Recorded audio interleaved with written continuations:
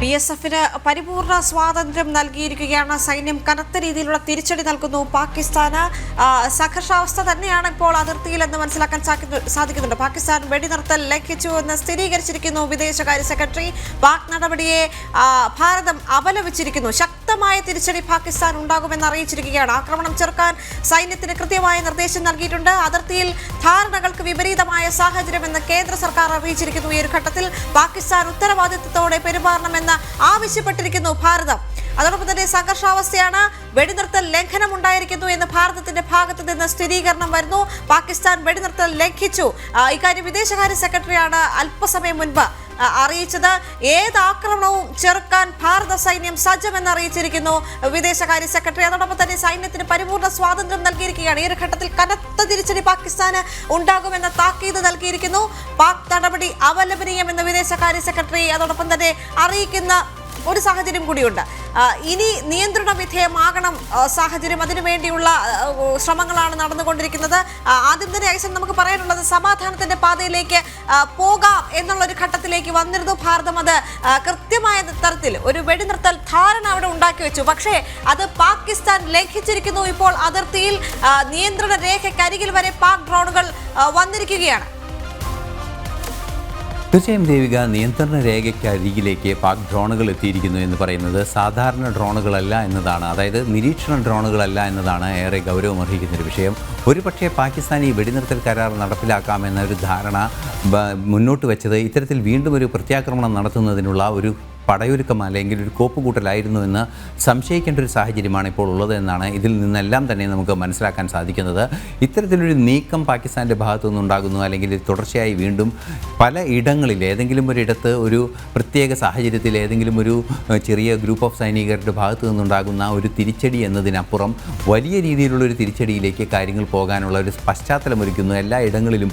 അതായത് അതിർത്തിയിൽ പലയിടങ്ങളിലും നേരത്തെ സൂചിപ്പിച്ചതുപോലെ ലൈൻ ഓഫ് കൺട്രോളാകട്ടെ, അതുപോലെ തന്നെ ലൈൻ ഓഫ് കൺട്രോളിന് പുറത്തുള്ള ഭാരത പാകിസ്ഥാൻ അതിർത്തികളാകട്ടെ, ഈ മേഖലകളിലെ പലയിടങ്ങളിലും ചില ആക്രമണങ്ങൾക്കുള്ള സൂചനകൾ ലഭ്യമാകുന്നു. അല്ലെങ്കിൽ സൈറൻ മുഴങ്ങുന്നു, ജയ്സാൽമീറിൽ മുഴങ്ങുന്നു, അതുപോലെ തന്നെ കച്ചിൽ മുഴങ്ങുന്നു എന്നൊക്കെ പറയുമ്പോൾ വീണ്ടും താഴോട്ട്, അതായത് പാകിസ്ഥാൻ്റെ ഭാഗത്തു നിന്ന് ഈ കാശ്മീരിൻ്റെ ഭാഗത്തു നിന്നും താഴെ ഭാഗങ്ങളിലേക്കുള്ള രാജസ്ഥാനിലേക്കും അതുപോലെ തന്നെ ഗുജറാത്തിലേക്കും ലക്ഷ്യം വയ്ക്കുന്ന ഒരു നീക്കങ്ങൾ ഉണ്ടാകുന്നു എന്ന് പറയുമ്പോൾ അതീവ ഗൗരവമായൊരു സാഹചര്യം അതിൽ നിലനിൽക്കുന്നു എന്നതാണ് യാഥാർത്ഥ്യം. BSF ഈ കാര്യത്തിൽ BSFൻ്റെ ഒരു ജവാൻ്റെ വീരമൃത്യു ഉണ്ടായ ഒരു പശ്ചാത്തലത്തിൽ കൃത്യമായി തിരിച്ചടിക്കേണ്ടതുണ്ട്. അത് തിരിച്ചടിക്കേണ്ടത് അനിവാര്യവുമാണ്. അത് കേവലം ഒരു സൈനികൻ്റെ ജീവനെടുത്തതിൻ്റെ പ്രതികാരം എന്നതിനപ്പുറം ആ സുരക്ഷാ മേഖലയിൽ ഉറപ്പാക്കുന്നതിന് ശക്തമായ നടപടികൾ അനിവാര്യമായും ഉണ്ടാകേണ്ടതുണ്ട് എന്ന് BSFൻ്റെ ബന്ധപ്പെട്ട അധികാരികൾ തന്നെ ഭാരത സർക്കാരിനെ അറിയിച്ചിട്ടുണ്ട് എന്നൊരു സൂചനയാണ് ഇപ്പോൾ നമുക്ക് ഈ പൊതുവെയുള്ള സാഹചര്യങ്ങളിൽ നിന്നും വിലയിരുത്താൻ സാധിക്കുന്നത്. അതുപോലെ തന്നെ ഡയറക്ടർ ജനറൽ ഓഫ് മിലിറ്ററി ഓപ്പറേഷനുമായി പരസ്പരം ഈ സാഹചര്യം ടേക്കപ്പ് ചെയ്യാനുള്ള ഒരു ഉത്തരവാദിത്തത്തോടെയുള്ളൊരു നീക്കത്തിനുള്ള ഒരു മുന്നൊരുക്കം ഭാരതത്തിൻ്റെ ഭാഗത്തു നിന്നുണ്ടായിരിക്കുന്നു. ഭാരതം പാകിസ്ഥാനെ കൃത്യമായ മുന്നറിയിപ്പ് അല്ലെങ്കിൽ ഒരു ശക്തമായ മുന്നറിയിപ്പ്, അന്തിമ മുന്നറിയിപ്പ് എന്നൊക്കെ പറയാവുന്ന രീതിയിലുള്ളൊരു മുന്നറിയിപ്പ് തന്നെയാണ് ഇപ്പോൾ നൽകിയിരിക്കുന്നത്. ഇതൊരു വാണിംഗായി തന്നെ, അവസാനത്തെ വാണിംഗായി തന്നെ, ഒരു അൾട്ടിമേറ്റം വാണിംഗ് എന്നൊക്കെ പറയുന്ന, അൾട്ടിമേറ്റ് വാണിംഗ് എന്നൊക്കെ പറയുന്ന രീതിയിൽ തന്നെ നമുക്കിതിനെ കണക്കാക്കാവുന്ന ഒരു സാഹചര്യമുണ്ട് എന്നത് തന്നെയാണ് നിലവിലെ സൂചനകളിൽ നിന്നും അറിയാൻ സാധിക്കുന്നത്. അത്തരത്തിൽ ശക്തമായൊരു മുന്നറിയിപ്പ് പാകിസ്ഥാന് നൽകുന്നത് ഒരു പക്ഷേ പാകിസ്ഥാൻ പോസിറ്റീവായി ടേക്കപ്പ് ചെയ്യുകയാണെങ്കിൽ, അല്ലെങ്കിൽ എടുക്കുകയാണെങ്കിൽ, പോസിറ്റീവായി അല്ലെങ്കിൽ അതിനെ അനുകൂല ഘടകമായി ഏറ്റെടുക്കുകയാണെങ്കിൽ തീർച്ചയായും പ്രശ്നങ്ങൾ പരിഹരിക്കപ്പെടാനുള്ളൊരു സാധ്യത നിലനിൽക്കുന്നു. പക്ഷേ അതിൻ്റെ സാധ്യതകളുടെ അളവുകോലിൽ ചില കുറവുകൾ ഉണ്ടാകുന്നു എന്നാണ് ഇപ്പോൾ ചില വരുന്ന വാർത്തകളിൽ നിന്നും വരുന്ന സൂചനകളിൽ നിന്നെല്ലാം തന്നെ മനസ്സിലാക്കാൻ സാധിക്കുന്നത്. സമാധാനത്തിനും അതുപോലെ തന്നെ സംഘർഷത്തിനുമുള്ള സാധ്യത തുല്യമായിരുന്നുവെങ്കിൽ, പകുതി സാധ്യതകളായിരുന്നുവെങ്കിൽ, ഇപ്പോൾ അത് കുറേ കൂടി കടന്നാക്രമിക്കുന്നതിനുള്ള സാധ്യതകൾ, അല്ലെങ്കിൽ ഭാരതത്തിൻ്റെ വലിയ തിരിച്ചടിയിലേക്കുള്ള കൂടിയ സാധ്യതകളിലേക്കാണ് കാര്യങ്ങൾ പോകുന്നത് എന്നതാണ് ഇപ്പോൾ ഒരു യുദ്ധത്തിൻ്റെ ചിത്രമായി നമുക്ക് മനസ്സിലാക്കാൻ സാധിക്കുന്നത്. അങ്ങനെയാണെങ്കിൽ അതീവ ഗൗരവതരമായ ഒരു പ്രത്യാഘാതം പാകിസ്ഥാനെ കാത്തിരിക്കുന്നു. അത് പാരാമിലിറ്ററിയുടെ ഭാഗത്തു നിന്നും അതുപോലെ തന്നെ മറ്റു സജ്ജമായ സൈനികത്തിൻ്റെ ഭാഗത്തു നിന്നും തിരിച്ചടി ഉണ്ടാകാനുള്ളൊരു പശ്ചാത്തലം ഒരുങ്ങുന്നു എന്ന് തന്നെയാണ്. തീർച്ചയായും ഇന്ന് വാർത്താ സമ്മേളനത്തിന് ശേഷം, അതായത് വിക്രം മിസ്രി വെടിനിർത്തൽ നടപ്പായി എന്ന് പ്രഖ്യാപിച്ചതിനെ തൊട്ടു പിന്നാലെ സൈനിക ഉദ്യോഗസ്ഥരുടെ, അതായത് നേരത്തെ നമ്മൾ സ്ഥിരം സൈനിക ഉദ്യോഗസ്ഥകളായ വിംഗ് കമാൻഡർ വ്യോമികയും അതുപോലെ തന്നെ കേണൽ സോഫിയയും തന്നെ വന്ന് ഇത്തരത്തിലുള്ള കൃത്യമായ വിശദീകരണങ്ങൾ നൽകിയതിൽ വളരെ കൃത്യമായ ചില സൂചനകളെല്ലാം തന്നെ നൽകിയിരുന്നു. പാകിസ്ഥാൻ പല രീതിയിലും തെറ്റിദ്ധരിപ്പിക്കാനുള്ള ശ്രമങ്ങൾ നടത്തുന്നു, പ്രസ് കോൺഫറൻസുകൾ പോലും തെറ്റിദ്ധരിപ്പിക്കുന്നതിന് വേണ്ടി നടത്തുന്നു എന്ന ഒരു കൃത്യമായ ഒരു ആരോപണം നടത്തി. അതിനുശേഷം അവസാനമായി അവർ കൃത്യമായും ഈ രണ്ട് സൈനിക ഉദ്യോഗസ്ഥകളും കൃത്യമായി ലോകത്തോട് അല്ലെങ്കിൽ ഭാരതത്തോട് പറഞ്ഞത്, ഭാരതത്തിലെ ജനങ്ങളോട് പറഞ്ഞത്, ഏതൊരാക്രമണത്തിനും ഇനിയുണ്ടായാൽ, വെടിനിർത്തൽ ലംഘനമുണ്ടായാൽ, എന്തെങ്കിലും തരത്തിലുള്ള തിരിച്ചടികളുണ്ടായാൽ പ്രത്യാക്രമണം നടത്തുന്നതിന് പൂർണ്ണ സജ്ജമായാണ് സേന നിലകൊള്ളുന്നത്.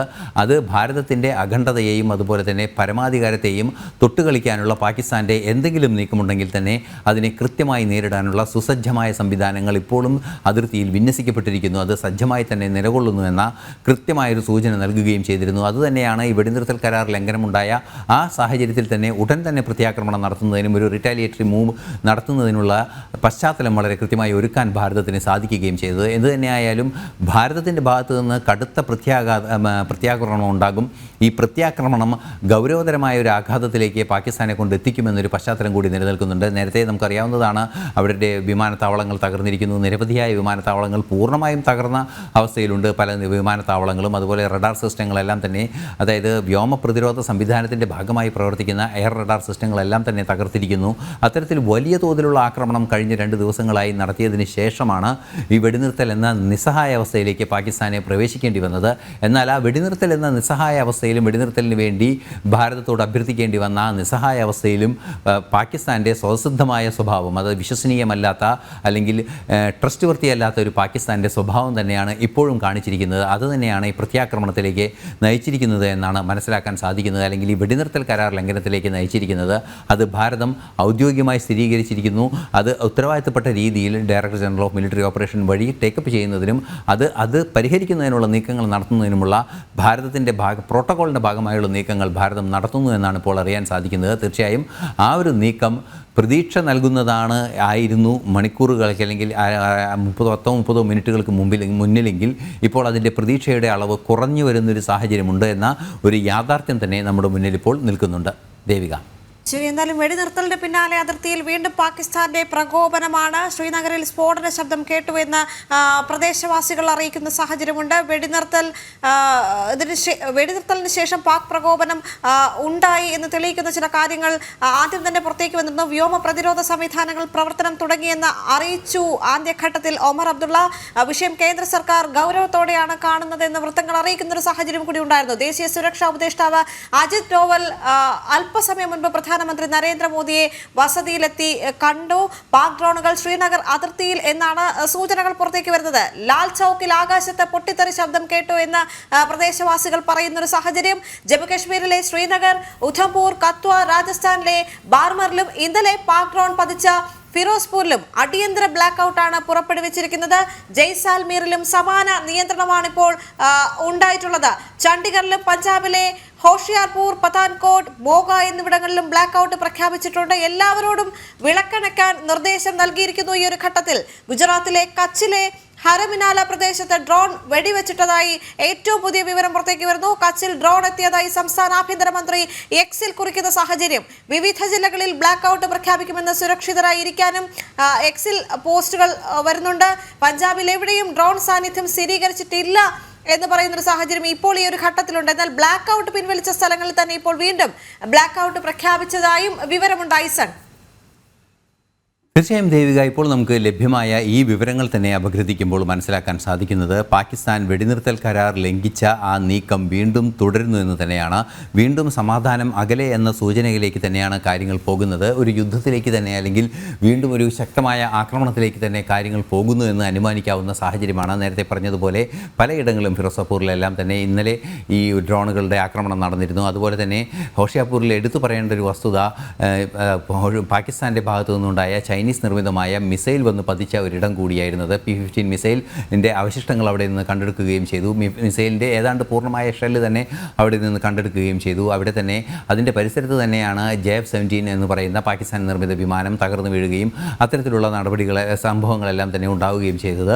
ഇതെല്ലാം തന്നെ ചേർത്ത് വായിക്കുമ്പോൾ പാകിസ്ഥാൻ ഈ വെടിനിർത്തൽ ധാരണ എന്ന് പറയുന്നത് ഒരു എന്തെങ്കിലും രീതിയിലുള്ള ഒരു സാങ്കേതികമായി അല്ലെങ്കിൽ ഒരു താൽക്കാലികമായ ഒരു രക്ഷപ്പെടലിനുള്ള മാർഗമായാണ് ഏറ്റെടുത്തിരിക്കുന്നത് എന്ന സൂചനകളാണ് ഇപ്പോൾ വരുന്നത്. ഇതിൽ നിന്നും ഓരോ ഘട്ടത്തിലും ഓരോ പ്രതികരണങ്ങളിൽ നിന്നും നമുക്ക് മനസ്സിലാക്കാൻ സാധിക്കുന്നത് ഓരോ ആക്രമണങ്ങളിൽ നിന്നും ഓരോ ഡ്രോണിൻ്റെ സാന്നിധ്യം കണ്ടെത്തുമ്പോഴും അതുപോലെ തന്നെ പലയിടങ്ങളിൽ സൈറൺ മുഴങ്ങി ഈ ബ്ലാക്കൗട്ടുകൾ നിർദ്ദേശിക്കുന്ന ഒരു സാഹചര്യം ഉണ്ടാകുന്ന ഒരു പശ്ചാത്തലത്തിലും നമുക്ക് കൃത്യമായി നിരീക്ഷിക്കാൻ സാധിക്കുന്നത് ഈ വെടിനിർത്തൽ ധാരണ ലംഘിക്കപ്പെട്ടിരിക്കുന്നു. ആ വെടിനിർത്തൽ കരാർ തന്നെ ഇല്ലാതാകുന്ന സാഹചര്യങ്ങളിലേക്കാണോ കാര്യങ്ങൾ പോകുന്നത് എന്ന് സംശയിക്കുന്ന ഒരു സാഹചര്യമാണ് ഇപ്പോൾ നിലവിലുള്ളത്.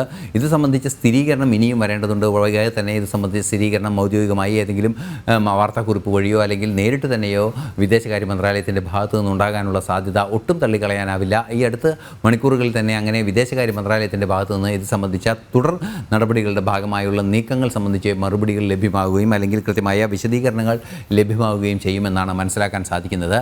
നേരത്തെ ആക്രമണം നടന്നിടത്ത്, അതായത് ശക്തമായി ഭാരതത്തിൻ്റെ പ്രതികരണങ്ങളുണ്ടായ പ്രദേശത്ത് വീണ്ടും ആക്രമണത്തിനുള്ള സാധ്യതകൾ, ആക്രമണത്തിന് കോപ്പുകൂട്ടിയ സാധ്യതകൾ ഉണ്ടാകുന്നു എന്ന് പറയുമ്പോൾ തീർച്ചയായും പാകിസ്ഥാൻ ഈ സമാധാന കരാറിനെ അല്ലെങ്കിൽ സമാധാന കരാർ ലംഘിച്ചത് ഒരു വിൽഫുൾ അറ്റംപ്റ്റ് തന്നെയാണ്, അല്ലെങ്കിൽ കരുതിക്കൂട്ടി ചെയ്ത ഒരു സംഭവം തന്നെയാണ് എന്ന് അനുമാനിക്കാവുന്ന അല്ലെങ്കിൽ ഏതാണ്ടൊക്കെ ഉറപ്പിക്കാവുന്ന ഒരു സാഹചര്യമാണ് നിലവിലുള്ളത്. തീർച്ചയായും ഇത്തരത്തിലൊരു സാഹചര്യത്തിൽ കടുത്ത നടപടികൾ ഭാരതത്തിൻ്റെ ഭാഗത്തു നിന്ന് ഉണ്ടായേ തീരൂ എന്നൊരു സാഹചര്യം തന്നെ നിലനിൽക്കുകയും ചെയ്യുന്നു. നമുക്ക് നേരത്തെ സൂചിപ്പിച്ചതുപോലെ കടുത്ത നടപടികളിലേക്ക്, പ്രത്യാക്രമണങ്ങളിലേക്ക് കാര്യങ്ങൾ കൊണ്ടുചെന്നെത്തിക്കുന്നതിനുള്ള ഒരു അവസ്ഥയിലേക്ക് നിലവിലെ സാഹചര്യങ്ങൾ നിലനിൽക്കുന്നു എന്നാണ് അറിയാൻ സാധിക്കുന്നത്. ഏറ്റവും ഗൗരവതരമായി അല്ലെങ്കിൽ അതീവ ഗൗരവത്തോടെ നോക്കിക്കാണേണ്ട വിഷയം 5 മണി മുതൽ വെടിനിർത്തൽ കരാർ നടപ്പിൽ വന്നു എന്ന് പറയുകയും 9 മണിയോടുകൂടി ആ കരാർ ലംഘിക്കപ്പെടുകയും പാകിസ്ഥാൻ്റെ ഭാഗത്തു നിന്ന് പാകിസ്ഥാനാണ് മുൻകൈയെടുത്ത് വെടിനിർത്തൽ കരാറിനെ കൊണ്ടുവരാനുള്ളൊരു നീക്കം നടത്തിയത്. അതിനുശേഷം പാകിസ്ഥാൻ തന്നെ അത് ലംഘിച്ചു. 4 മണിക്കൂറിനകം അത് ലംഘിക്കുകയും ചെയ്തു. ആ ലംഘിച്ചത് ഏതെങ്കിലും മിസ്കമ്മ്യൂണിക്കേഷനോ അല്ലെങ്കിൽ ഏതെങ്കിലും ഒരു തെറ്റായ രീതിയിലുണ്ടായ എന്തെങ്കിലും ആശയക്കുഴപ്പമോ ആശയവിനിമയത്തിലുണ്ടായ തകരാറോ അല്ല എന്ന് മനസ്സിലാക്കാവുന്ന രീതിയിലുള്ള സീരീസ് ഓഫ് റിയാക്ഷൻസ് പാകിസ്ഥാൻ്റെ ഭാഗത്തു നിന്ന് തുടർച്ചയായി ഉണ്ടാവുകയും ചെയ്തിരിക്കുന്നു എന്നത് തന്നെ കരുതിക്കൂട്ടിയുള്ള വെടിനിർത്തൽ കരാർ ലംഘനത്തിനുള്ള നീക്കങ്ങളാണ്. ഇപ്പോൾ ദേവിക സൂചിപ്പിച്ചതുപോലെ പലയിടങ്ങളിലും പല ഡ്രോണുകളുടെ സാന്നിധ്യം കാണുന്നു. അതുപോലെ തന്നെ ഇന്നലെ ആക്രമണം നടന്ന സ്ഥലങ്ങളിൽ വീണ്ടും ഡ്രോണുകളുടെ ആക്രമണ സാധ്യതകൾ കാണുന്നു.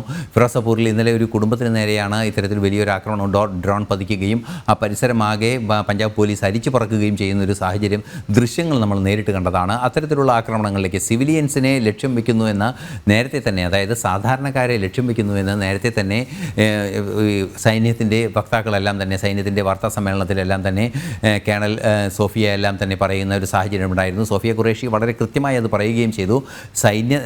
പാകിസ്ഥാൻ സൈന്യം ലക്ഷ്യം വയ്ക്കുന്നത്, പാകിസ്ഥാൻ എയർഫോഴ്സ് പോലും ലക്ഷ്യം വയ്ക്കുന്നത് സാധാരണക്കാരുടെ താമസ ഇടങ്ങളെയാണ്. അതുകൊണ്ട് തന്നെ ഈ സാധാരണക്കാർക്ക് നേരെ നടക്കുന്ന ആക്രമണങ്ങളിൽ വൻതോതിലുള്ള ആൾനാശം സംഭവിപ്പിക്കുക, അത് വലിയ രീതിയിലുള്ള പ്രശ്നങ്ങൾ ഭാരതത്തിൽ ഉണ്ടാക്കാനുള്ള വഴി തുറക്കുക എന്ന കൃത്യമായ ഒരു ഗൂഢലക്ഷ്യമാണ് പാകിസ്ഥാൻ ഇതിന് പിന്നിൽ നടത്തുന്നത് എന്നാണ് മനസ്സിലാക്കാൻ സാധിക്കുന്നത്. നമുക്ക് 1971 ഇതുപോലുള്ള ആക്രമണ രീതികൾ ഒരു ആക്രമണ സ്വഭാവത്തിൽ പാകിസ്ഥാൻ സമാന രീതിയിലുള്ള നടപടികൾ സ്വീകരിച്ചിരുന്നു. അന്ന് നമുക്ക് അറിയാവുന്നതാണ്, ബോംബെയിലൊക്കെ നടന്ന ആക്രമണത്തിൽ, ബോംബെക്ക് പരിസരത്തൊക്കെ നടന്ന ആക്രമണത്തിൽ കുട്ടികൾ മരിക്കുന്ന സാഹചര്യമൊക്കെ ഉണ്ടായിരുന്നു. അത് ഇത്തരത്തിലുള്ള സിവിലിയൻ കേന്ദ്രങ്ങളെ കൃത്യമായി ലക്ഷ്യം വയ്ക്കുന്ന അല്ലെങ്കിൽ ജനവാസ കേന്ദ്രങ്ങളെ ലക്ഷ്യം വയ്ക്കുന്ന പാകിസ്ഥാൻ്റെ ചില ഗൂഢതന്ത്രങ്ങൾ, അത് വലിയ ആഘാതങ്ങൾ സൃഷ്ടിക്കുക അല്ലെങ്കിൽ വലിയ പ്രശ്നങ്ങൾ സൃഷ്ടിക്കുക എന്ന ലക്ഷ്യത്തോടെ നടത്തുന്ന ഒരു ആക്രമണമായി തന്നെ ഇതിനെ കാണേണ്ടതുണ്ട്. ഇത് തന്നെയായാലും നിലവിലെ സൂചന അനുസരിച്ച് ഇപ്പോൾ അല്പസമയം മുമ്പ് വിക്രം മിശ്രയുടെ വാർത്താ സമ്മേളനം കഴിഞ്ഞതിന് ശേഷവും അത് അനുകൂലമല്ല പ്രതികരണങ്ങൾ എന്നാണ് ഇപ്പോൾ സാഹചര്യങ്ങൾ വിലയിരുത്തുമ്പോൾ മനസ്സിലാക്കാൻ സാധിക്കുന്നത്. അങ്ങനെ പ്രതികരണങ്ങൾ അനുകൂലമല്ലാതെ തുടരുന്നൊരു പശ്ചാത്തലമുണ്ടെങ്കിൽ തീർച്ചയായും അതീവ ഗൗരവത്തോടെ നോക്കിക്കാണേണ്ട ചില നടപടികളുണ്ടാകും. ഓരോ മണിക്കൂറിലും ഈ പ്രശ്നത്തിൻ്റെ, അതായത് ഒരു സമാധാന സാധ്യതയുടെ ചാൻസ് അല്ലെങ്കിൽ പകുതി ചാൻസ് എന്നുള്ളത് കുറഞ്ഞു വരുന്നു. അത് വളരെ ചെറിയ ഒരു ലെവലിലേക്ക് നമുക്കതിനെ പ്രൊപ്പോർഷനായി അല്ലെങ്കിൽ അതിനെ ഒരു സ്റ്റാറ്റിസ്റ്റിക്കൽ ഡാറ്റയുടെ അടിസ്ഥാനത്തിൽ പരിശോധിക്കുകയാണെങ്കിൽ തീർച്ചയായും സാധ്യത, അതായത് പരസ്പര സമാധാന ധാരണയ്ക്കുള്ള സാധ്യതയുടെ ആ അവസ്ഥ വളരെ കുറയുന്നു, ആ ഇൻഡെക്സ് താഴുന്നു എന്ന് തന്നെയാണ് മനസ്സിലാക്കാൻ സാധിക്കുന്നത്.